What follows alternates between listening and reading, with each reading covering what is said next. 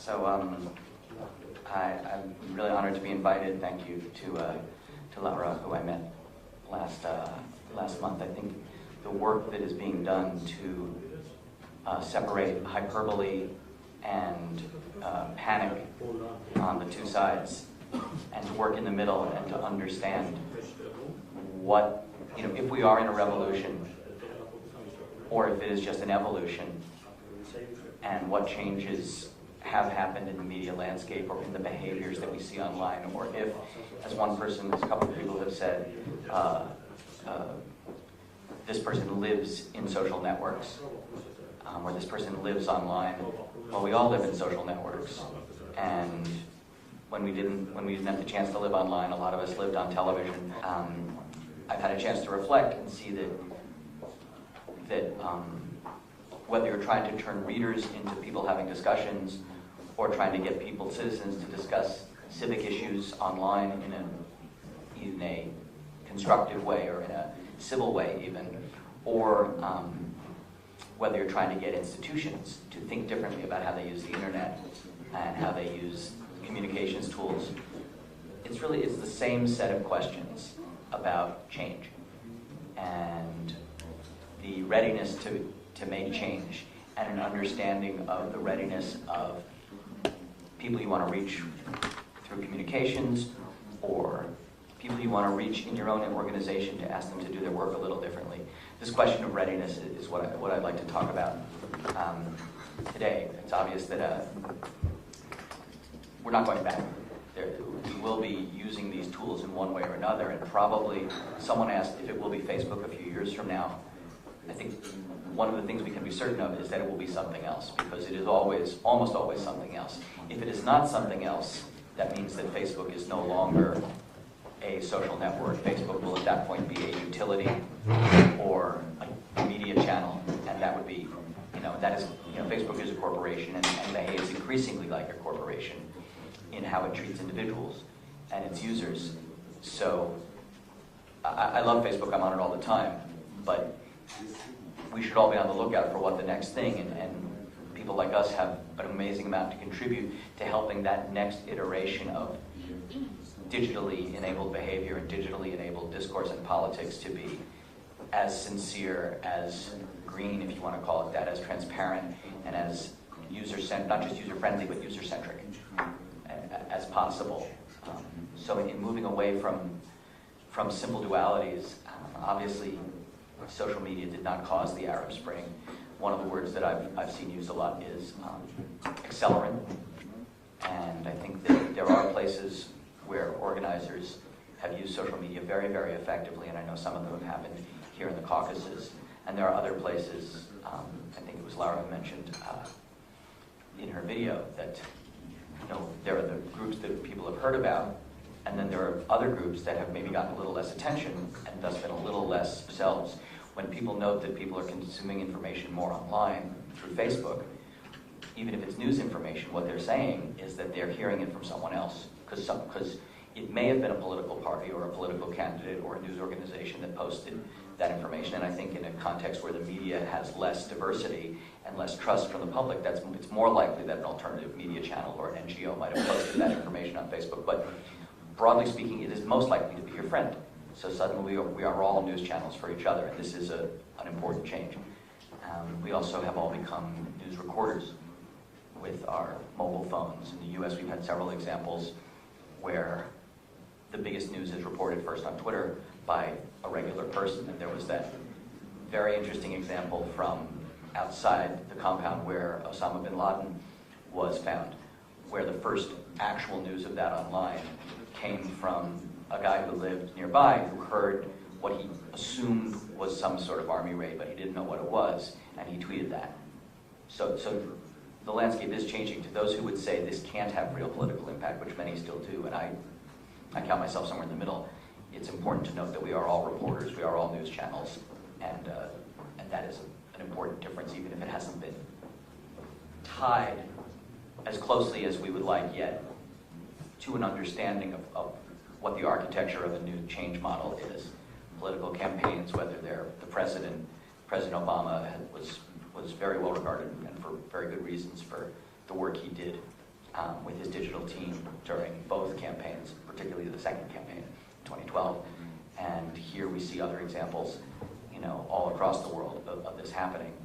And just as one more point about that this issue isn't going away, here's some statistics in the US. According to one group, traffic to news sites from Google has dropped. So if you're searching for an issue, you're more likely, as we've said, to happen upon it through social media. Traffic to news sites from social media is up, and we'll see that trend continue. So between the promise and reality of what social media can make possible and what it can make possible for advocacy, there are a bunch of practical questions. What do citizens actually need? How do they actually behave? What do organizations need to function more intelligently, in a more setting that you can do a text campaign and really make a difference? Now, it depends on whether there's good cell coverage. It depends on whether you're sending SMS messages in the proper language. If you're sending it in the language that's spoken in the capital, not thinking about what dialects are spoken in the villages, then, that's a real example, you haven't anticipated your audience's needs properly. Many people, even if they do have strong internet access, prefer to communicate face-to-face. That's who they will trust the most. It is a dinner conversation that is going to make the most difference to them. And there have been some really good campaigns in the political and in the advocacy sphere of the US where what you give people is the means to have a better conversation over Thanksgiving or during Christmas. You give them talking points because you have people who are online and who will download a document. And then you arm them with ways, as your intermediaries, to reach others. I met Mama Khan from Pink Armenia last month, and he talked about training, I'm not going to remember the word now, multipliers. Finding multipliers in the local communities that Pink Armenia works in to talk to people locally so you can reach your multipliers, you can reach your intermediaries with an SMS, but you might not reach their grandparents with an SMS, but you might want their grandparents to vote differently or to be conscious in their local communities about how they can contribute to change. And sometimes if you're trying to, like I said about convincing a minister, you really want to, you want to find the minister's chief of staff, you want to find the researcher that minister trusts the most. And again, maybe you can cultivate opinion using a Facebook campaign to reach journalists, and then the journalists will write a different op-ed, a different editorial, and then that editorial will reach a chief of staff who will speak to a minister. But this is what I mean about finding the spectrum, finding the ecosystem you are working in.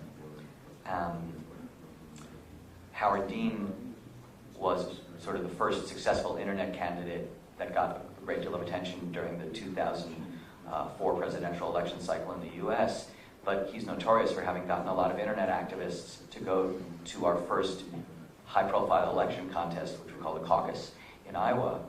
And it's regarded that the internet activists that he mobilized and sent on buses to Iowa did not suit the context properly, and he lost that campaign, not simply for that reason, but because, but in part because not all symbolic way. This is what Evgeny Morozov's book that Natalia mentioned was about as well. You must not assume that your problems will be solved, and you must not assume it's irrelevant. You must experiment. You must seek your users and develop a two-way conversation with them.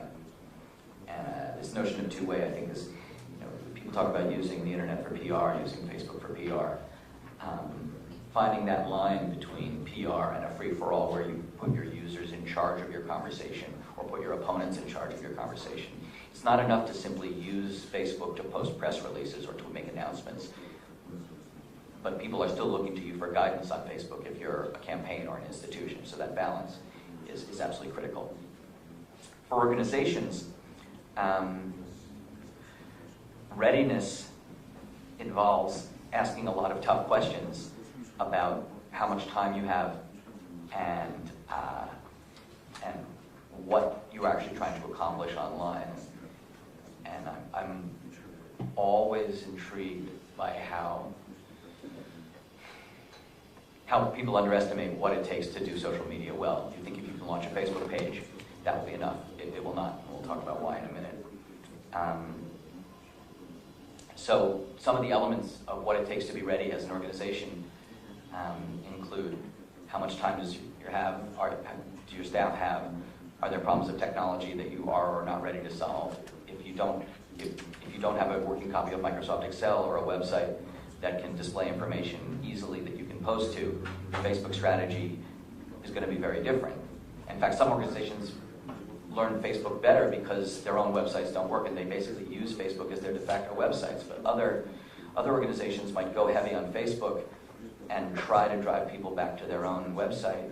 But if you arrive back at that website and the thing that you were reading about on Facebook isn't readily available on the front page, or if the website happens to be down. And this is not exclusive to organizations. I think another huge culprit of this is governments. Government websites are not universally good, and many government websites, even governments that wish to be transparent and cultivate citizen participation, are not up to the task. So if I was a senator, or if I was a minister trying to cultivate my constituents and send a message on Facebook or on Twitter, I still would want to make sure that my staff don't have time or background necessarily to think about these dynamics of social media that we're talking about, the idea of being user-driven, the idea that you have to speak in a human voice and tell a good story like Adam was talking about. So if you say, we have to get the code online, a lawyer might think you mean a legal code, a developer might think you mean the code that runs the website, the HTML code, and an executive might think, the first thing they might think is their PIN code to get money from their ATM. So I almost said download money from your ATM. Addled my brain, this internet work. So these differences, the conversations you need to have are very important. Not everybody likes new things and thinks that they're worth the time and investment. On the other hand, some people really love newness and they will do things just because they're new. Neither of these approaches is going to be enough. This middle ground between being completely unready and being ready enough to try is what we need to cultivate, practically speaking. The same thing's true about how we communicate online. I've worked a lot with lawyers and with policy experts and academics, and someone once said to me, the problem with lawyers is that every time they write something, they think everybody wants to read it. And in the lawyers I worked with at the Civil Liberties Union in the US, one of my biggest successes was I convinced them to always give me 100 words after they had written 100 pages. We talk about information being locked sometimes in PDFs. You cannot understand, you can't get the budget into your Excel database from a government because it was in a PDF file. Sometimes information is locked in PhDs. So it's very important to, if you're going to go on Facebook, to have someone working with you, hopefully someone from your organization, but it might be a volunteer, who can communicate in the personal way, like all the great examples Adam gave, that is necessary. We have arrived at an age where humor is more accepted, where social media is less like a presentation I'm giving now and more like a conversation we might have over coffee later, or over a drink. Social media is not what you hear from the podium. Social media is what you hear during the walk to the reception. Been out late at night and you go somewhere that a friend has heard is a good club, and you walk in and the radio is very loud and the air conditioning is too cold because the room is empty except for the one couple on the dance floor just alone. And this is what a blog that has not been updated often looks like. And if you go to jedmiller.com, you will see a blog that has not been updated in a few weeks. So I try to ask organizations to think in a practical way about what it will take to achieve digital strategy. I want to spend the balance of the time making an important point about social media and timing. Tools don't change societies. Tools arrive into a context. The image of protesters in Tiananmen Square in 1990 changed things because an image like that had not been available before. Television exposed the US at least, and I think the European world and the Western world, to something that wouldn't have been known before. That knowledge mobilized people. Without that knowledge, it would have been less of a pressing issue to the world.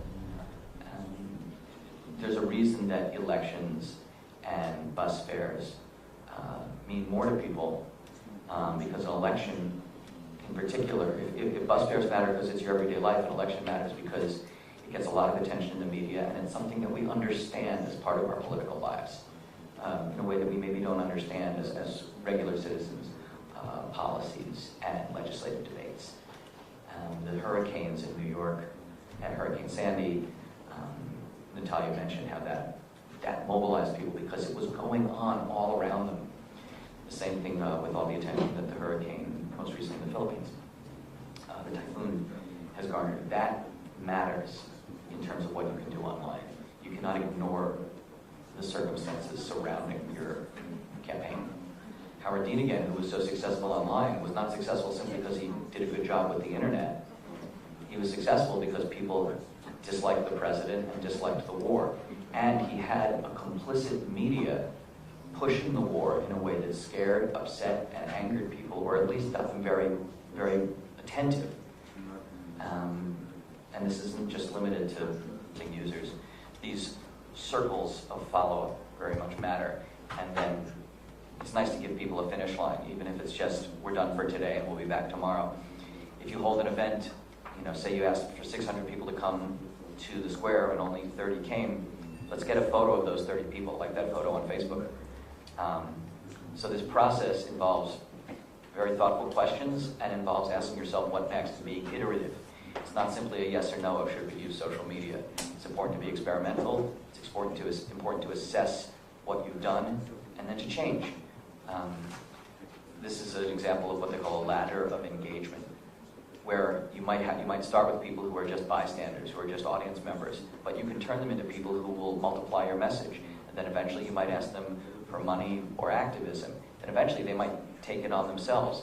This picture is from the Obama 2012 campaign's strategists, and that campaign is a real textbook. There's a great report called Inside the Cave that Obama's organizers put out after the campaign, talking about all the testing they would do of every email. They would send it to 1,000 people before they sent it to 10,000 people. In the Hillary Clinton campaign, which I mentioned in the précis I provided to Regent Center, Hillary was not a very popular person for a very long time, but recently a Tumblr campaign. I mean, she gained a lot of popularity by being Secretary of State. Her public image in the U.S. has been evolving. But this Tumblr called Texts from Hillary is a great example of how social media can have an effect on the political climate. Because using one image and a lot of humor, people did a lot of, if anyone's ever seen the site, Icon Has Cheeseburger or LOL Cats, humor works, and it is no longer, 100 years ago it might not have been appropriate to spread humor except for mockery. Now the line between mockery and enthusiasm, mockery and support is blurry, and I think this is a good thing.